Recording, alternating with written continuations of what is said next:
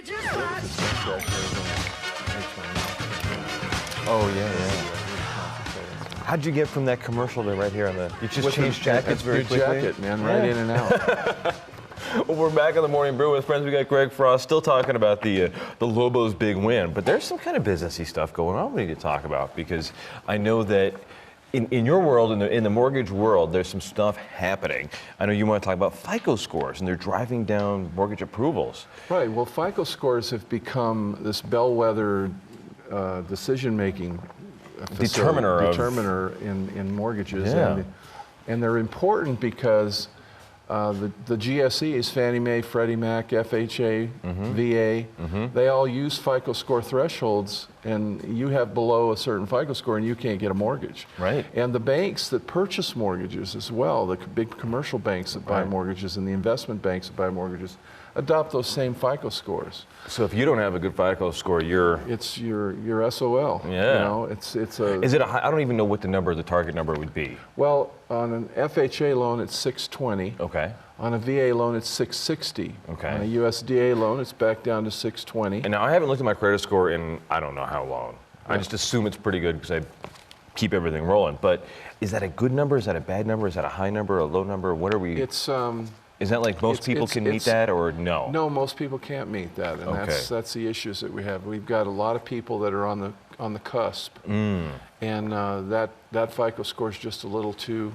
high for them. They've had problems. They had problems, 4 or 5 years ago when things tanked. Okay, and they haven't built themselves back up yet. Haven't been able to recover. Haven't been able to recover. So we're hamstrung by those FICO scores. Back in the old days, we could make a credit decision. I could sit down with you. You could tell me your story. We'd write it up on a loan application, and I would make a decision. And 5 years ago you had a problem. You got a good job now. And you've been paying your bills, and you've been looking good. And well, today, if your FICO score is too low, none of that matters. You're just out of the market. You're just out of the market. I can't sell your mortgage into the secondary market. Is that because people are skittish on this, or is that like because of the crash in 2008, pretty much people just said these are the numbers, we're just not going to go below? Well, the numbers were established, and they were established in 2008 as well. It's a uniform number for purposes of the secondary market. Remember that we've got about 90 days worth of mortgages in all the banks in all of New Mexico. And what does that mean? We say we got 90 days worth. We can write mortgages for 90 days, and unless we're able to sell them and get the cash back, we're done. Right.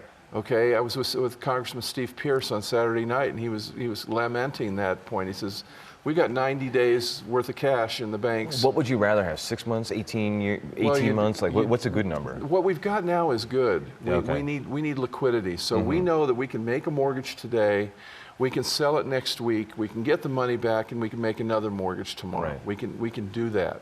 And that's called the secondary market. And the secondary market has adopted these FICO scores.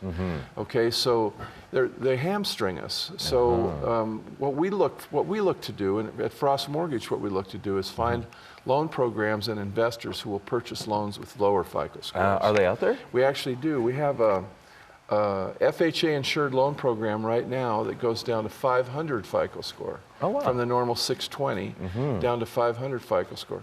Requires 10% down, but a lot of people that are in that FICO score realm will be happy to put 10% down. Right. Okay? Right. And then we also have a 580 FICO score at the regular 3.5% down. And so we've lowered the FICO scores, and we're going back to what we call manual underwriting.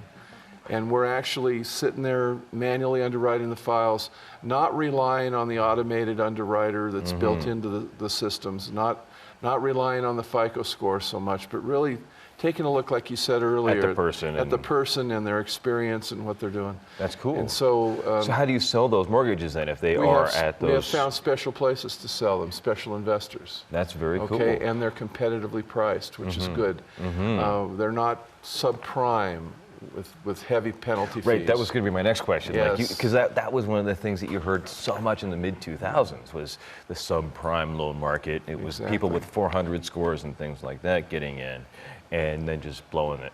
Well, this isn't one of those programs. This is an FHA insured program. So it's FHA guidelines. We're just discounting the FICO score and doing manual underwriting as an overlay to the FICO score, and just using the same logic that we used for 70 years in the business. The same ads. The business didn't fail when you guys were doing that. It did not fail. It worked just fine. Right. The big banks and the big investment houses wanted to go to this FICO scoring and this automated underwriting. It makes it so easy for them. Because it makes it easy for them, and it's uniform for purposes of selling that mortgage on the secondary market. Right. So the secondary purchasers' mortgages welcomed it. Right. Uniformity. Right. And it decreased the number of people they had to have looking over the packages. Right. Because Saved they some were labor. uniform. Saved labor. Yes. Yeah. Are we looking now at going forward, those scores being raised higher and higher and No, higher? I don't see that. I see it going the other way. Oh, really? I see there's performance matrices, and they can judge how a loan's apt to perform based on FICO scores, based on loan-to-value ratios, and they're doing that now. And you're seeing more programs creeping back down to be a little less rigid. You know. That's very cool. And of course, the congressional delegates love to use this as a talking point. We don't want to make it too easy for people to borrow money that shouldn't be borrowing money. Right. Yet they're that's how they telling feel their constituents that, well, these doggone banks should be able to loan you money. It's crazy. That is. Well, and then briefly, I know we've only got about a minute left. I want to talk to you about the chances of a rate increase in December. Oh, I was hoping you wanted to talk about the Lobo victory some more. We talked a lot about that, but I'm curious about the rate increase, because that's one of the things that everyone's talking about. Is it a possibility? Is it not a possibility? I think you've gone on record here saying no until next year. I've said no, and I still believe it's no. However, if unemployment continues to improve, that's a big driver of thinking over at the Fed, and that could, if you see unemployment improving, you see inflation. Right. And if you see inflation, then they'll want to raise rates to control inflation. Right. Yeah. I know there were even fears a few months ago of deflation in the economy, which meant exactly. Rate decrease. But well, and they've kept the borrowing at the Fed at virtually zero for years now. I think it's been more than a decade now. It can't be any lower than zero. No. You know? No. So there's not a lot the Fed can do to stimulate things. Right. What the Fed can do is put the brakes on the economy if they see it heating up too fast by raising interest rates. All right. Well, great. Well, hey, we'll see you next time. Good. And stick around, because I want to talk to some of the guys. The ACA guys just rolled in. Yes. Ask them about some of this stuff, too. They're the economic think tank guys here in the state. We'll be back in a couple of seconds on the Morning Brew with friends.